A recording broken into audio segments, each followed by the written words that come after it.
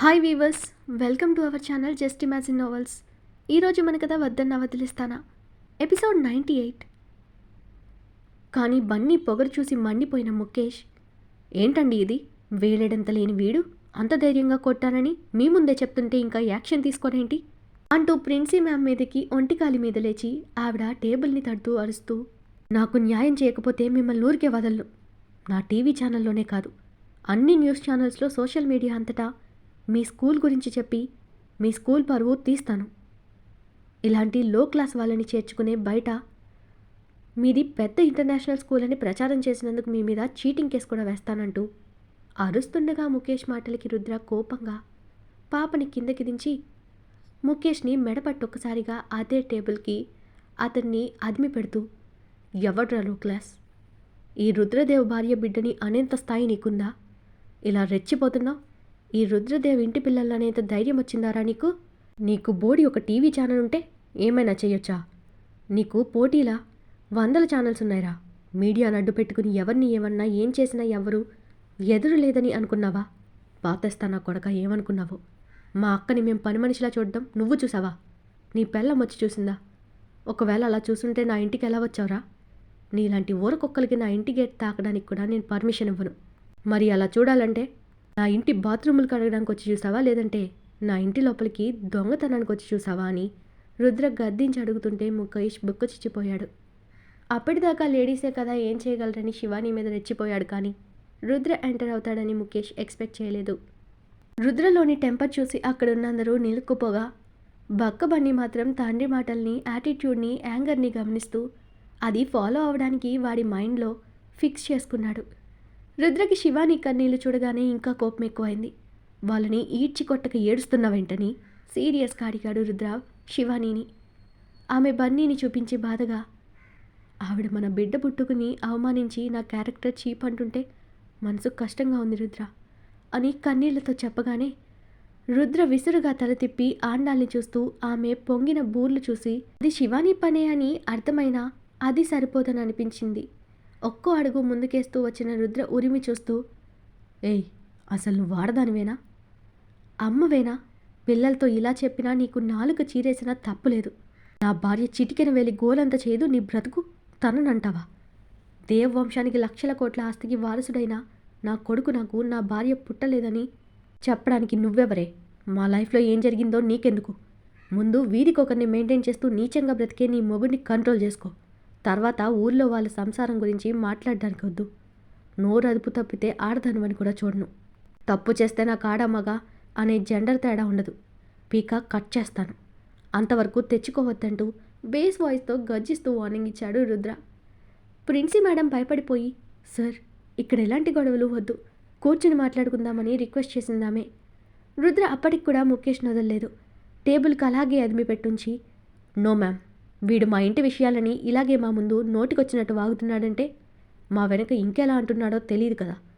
ఆ పసివాడికి ఏం తెలుసు ఎవరు ఏంటని అంటూ డుంబుని చూపిస్తూ, వాడు అలా మాట్లాడాడంటే కారణం వాడి తల్లిదండ్రులే. ఇలాంటి పేరెంట్స్ పిల్లలకి ఏం విలువలు నేర్పుతారు? అందుకే ఇలాంటి మనుషులున్న ఈ స్కూల్ నుండి నా పిల్లల్ని తీసుకుని వెళ్ళిపోతాను. మా వాళ్ళకి టీసీ ఇచ్చేయండి. వీడిని నేను ఊరికే వదలను అని కోపంగా ముఖేష్ని చూస్తూ ఈవిల్ స్మైల్ ఇచ్చాడు రుద్ర.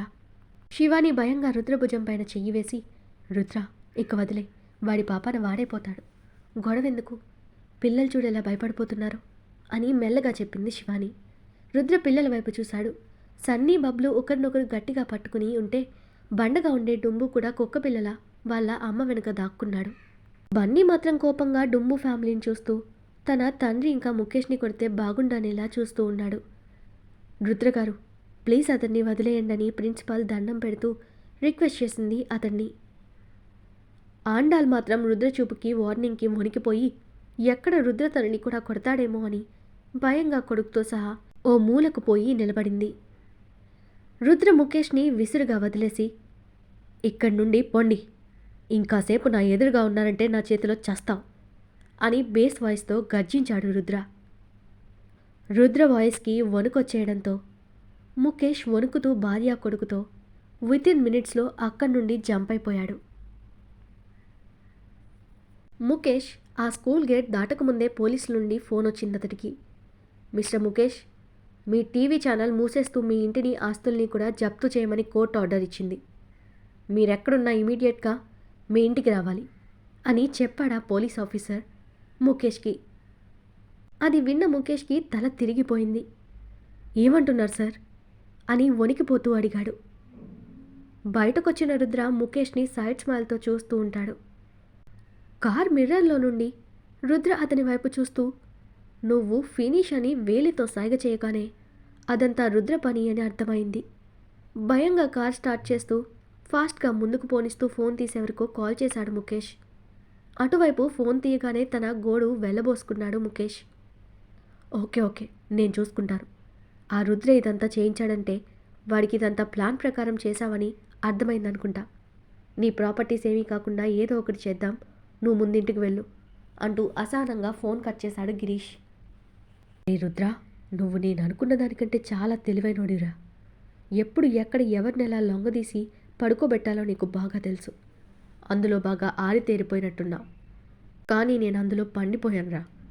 నేను చూస్తాను ఆ శివాని ఎలా మనశ్శాంతిగా ఉంటారో.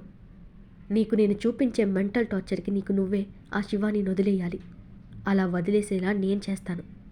వన్స్ ఆ పిల్ల నీ అండర్ నుండి బయటకు రాగానే నా అల్లుడికి గిఫ్ట్గా వాడి ముందుంచుతాను. అప్పుడు ఆమెకు కూడా వేరే దారి లేక మా వాడి కాళ్ళ దగ్గరే జీవితాంతం పడుంటుందని కసిగా అనుకున్నాడు గిరీష్. ముఖేష్ వాళ్ళు వెళ్ళిపోయిన తర్వాత ప్రిన్సీ మేడం రుద్రకి శివానికి సారీ చెప్పి, ఆ డుంబునే ఈ స్కూల్ నుండి పంపించేస్తాం. వాళ్ళ మాటలు విన్న తర్వాత నాకు కూడా అలాంటి పిల్లల వల్ల మిగిలిన వాళ్ళు సఫర్ అవుతారని నాకు అర్థమైంది. మీరు కూడా మీ అబ్బాయికి కాస్త భయం నేర్పండి ప్లీజ్ అని బన్నీని చూస్తూ రిక్వెస్ట్ చేసిందామె. అసలు బన్నీ ఒంట్లో భయం ఉంటేగా ఎవరైనా నేర్పడానికి. మ్యామ్ అలా అంటుంటే ఆవిడ వైపు రెక్లెస్గా చూశాడు బన్నీ. రుద్ర సీరియస్గా, ఓకే మ్యామ్, ఈ ఒక్కసారికి వెనక్కి తగ్గుతున్నా. కానీ మరోసారి ఎవరి వల్లైనా నా పిల్లలు సఫర్ అయితే నేను ఇలా వార్నింగ్ ఇవ్వను.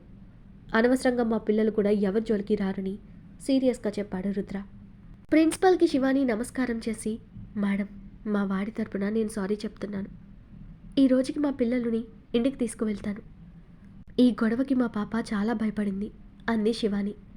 ఆవిడ సన్నీని చూసి, ఓకే తీసుకువెళ్ళండి అంటూ ఆవిడ పర్మిషన్ ఇవ్వగానే అందరూ ఇంటికి స్టార్ట్ అయ్యారు. ప్రజెంట్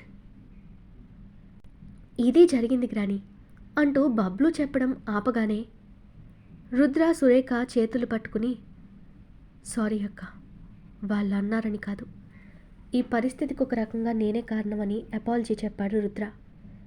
అతను అలా చెప్పడానికి కారణం వాసుని ఈ ఇంటికి దూరం చేశాడు రుద్ర. దాని కారణంగానే అందరిలో పిల్లలు ఇలా మాటలు పడ్డారేమో అని గిల్టీగా ఫీల్ అయ్యాడు రుద్ర.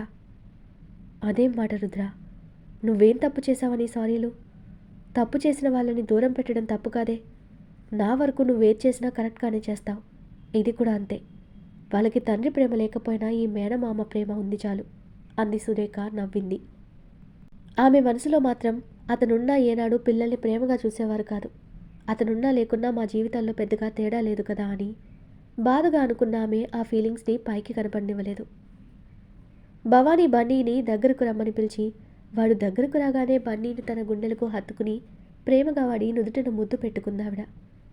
బన్నీ భవానీ నుండి దూరం జరిగి, నీకు నేనంటే ఇష్టం లేదు కదా, ఈ ఇల్లు నాది, నువ్వు నన్ను ఎప్పుడు వెళ్ళిపోమన్నావు కదా, ఓ నేను నిన్ను ఇప్పుడు ఎక్కడ పో అంటానో అని ఇలా చేస్తున్నావా అని బన్నీ వెటకారంగా అంటుంటే శివాని కోపంగా బన్నీ అని అరిచింది. వాడు శివాని వైపు చూసి సైలెంట్ అయ్యాడు. శివాని, వాడినేమనకమ్మా, వాడేం తప్పుగా అనలేదు కదా. ఒకప్పుడు నేను వాడిని అన్న మాటలే నాకు గుర్తు చేస్తున్నాడంటూ భవానీ బన్నీని దగ్గరకు తీసుకుని, ఆ పొగరుపోతే ఇప్పుడు నాలో లేదు బంగారం, ఇప్పుడు నేను మారాను, నిన్ను నా మనవడు అనుకుంటున్నాను. ఒక్కసారి నువ్వు అమ్మమ్మ అంటే వినాలనుంది, అలా పిలుస్తావా అని ఆప్యాయంగా అడిగింది భవానీ. నో, నేను పిలవను. నువ్వప్పుడు మా అమ్మని దొంగని తిట్టేదానివి, నన్ను కొట్టాలని కూడా చూసావుగా అంటూ విసుగ్గా దూరం జరిగాడు బన్నీ. చెప్పాను కదా బంగారం, అప్పుడు నాకు దయ్యం పట్టాలా చేశాను. ఇక మీదట ఎప్పుడు ఇలా చేయను. పోనీలే, నీకు నేను నచ్చినప్పుడే అమ్మమ్మ అని పిలువు, సరేనా? ఇక వెళ్ళు అందావిడ. ఆ సీన్ చూస్తున్న అందరూ ఆవిడ మార్పుని డైజెస్ట్ చేసుకోలేకపోయారు. కొడుకుని కోపంగా చూస్తున్న శివానీని గమనించిన సురేఖ, శివ, నువ్వు బన్నీ నోరికి కోప్పడ్డం ఆపు. వాడికి లేని భయం నువ్వు నేర్పాలనుకోవడం ఎండమావిలో నీళ్లు పుట్టించాలనుకోవడమే అవుతుంది అంటూ నవ్వింది ఆమె. శివాని ఉడుక్కుంటూ, అలా అని వాడిని అలా వదిలేస్తే ఎలా వదినా? నీకు తెలియదు వీడా ఆండాల్ని చూసిన చూపు. నిజంగా చెప్తున్నా, వీడు కాస్త పెద్ద అయితే మాత్రం ఇంటి మీదకి ఎన్ని గొడవలు తెస్తాడో అని నాకు ఇప్పటి నుండే భయంగా ఉంది. ఈయనేమో వాడినేమనకుండా ఇంకా ముద్దు చేస్తాడు అంటూ రుద్రని చూసి రుసరుసలాడింది శివాని. ఏయ్ కొట్టానంటేనా అంటూ రుద్ర శివాని దగ్గరకు వెళ్ళి, ఏయ్ నిజం చెప్పు, నేనా వాడిని చెడగొట్టేది? ఏం రామా నేనిది పందిదానా? నేను కాదు, నువ్వు వాడిని చెడగొట్టేది. ఇందాకేమన్నావు? వాడెవడినో కొట్టాడంటే నా బిడ్డకి దెబ్బ తగిలిందా అన్నావు. అంటే వీడు ఎవరినైనా కొడితే కూడా ఎక్కడ నీ బిడ్డకి దెబ్బ తగులుతుందో అని ఆలోచించావు. అంత పిచ్చి ప్రేమ వాడి మీద చూపిస్తూ మళ్ళీ నేను చెడగొట్టా అంటావా అని చెప్పాడు రుద్ర. అబ్బబ్బా రుద్ర, ఈ కాపండి మీ వాదనలు. ఎవరూ ఏమనకండి, నా అల్లుడేం చెడ్డ పనులు చేయడం లేదంటూ సురేఖ వాడిని చంకలో వేసుకుని, నువ్వు పదనన్నా, మనం కిచెన్లో లడ్డు ఉంది తిందాం అంటూ బన్నీని తీసుకుని పోయింది సురేఖ. రుద్ర శివాని ఒకరి మొహాలొకరు చూసుకుని సరిపోయిందనుకున్నారు. భవానీకి టిఫిన్ ప్లేట్ ఇస్తున్న సురేఖను చూసి, అదేంటత్తయ్య నువ్వింకా టిఫిన్ చేయలేదా అని అడిగాడు రుద్ర. నేను సురేఖ గుడికెళ్ళొచ్చాంలే, అందుకే లేట్ అయింది రుద్ర అంది భవానీ. అవునా, ఇప్పుడంత అవసరం ఏంటి మీకు?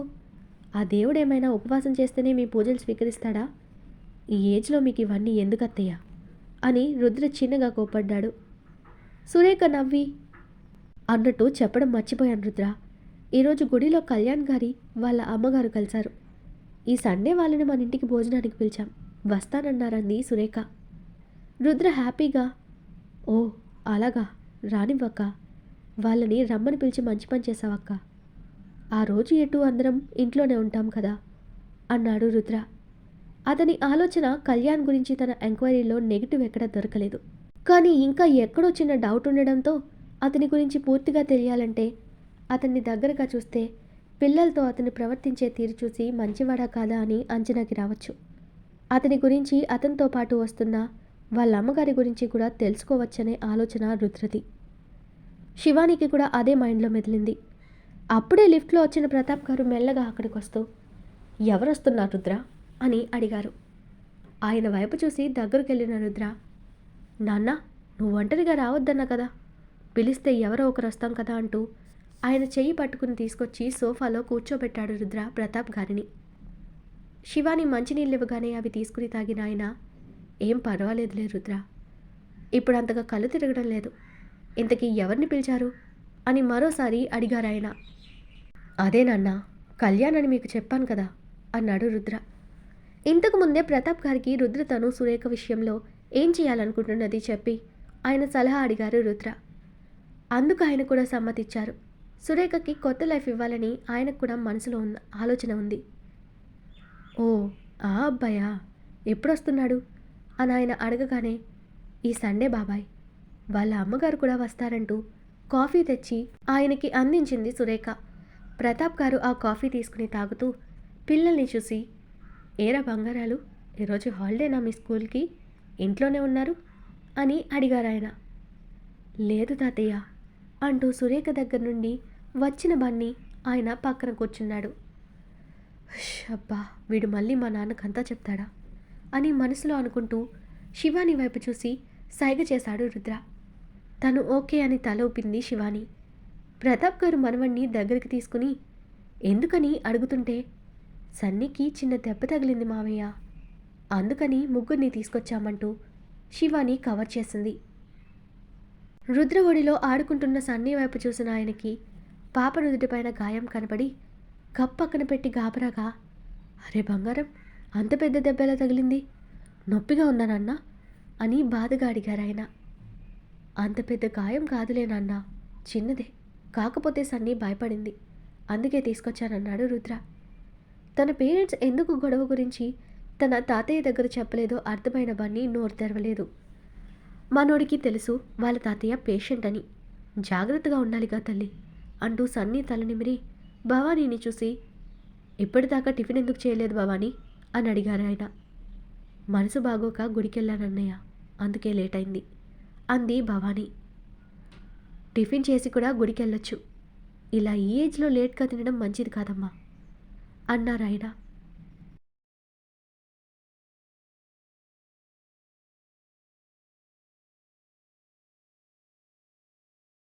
ఈరోజు మన కథ ఇక్కడితో కంప్లీట్ అయింది. ఈ స్టోరీ మీకు నచ్చినట్టయితే ప్లీజ్ స్టోరీని లైక్ చేసి కామెంట్ రూపంలో మీ అభిప్రాయాన్ని తెలియచేయండి. అలాగే ఛానల్ని సబ్స్క్రైబ్ చేసుకుని షేర్ చేసి మాకు సపోర్ట్ చేయండి. నెక్స్ట్ అప్డేట్తో మళ్ళీ కలుద్దాం. అంతవరకు బాయ్.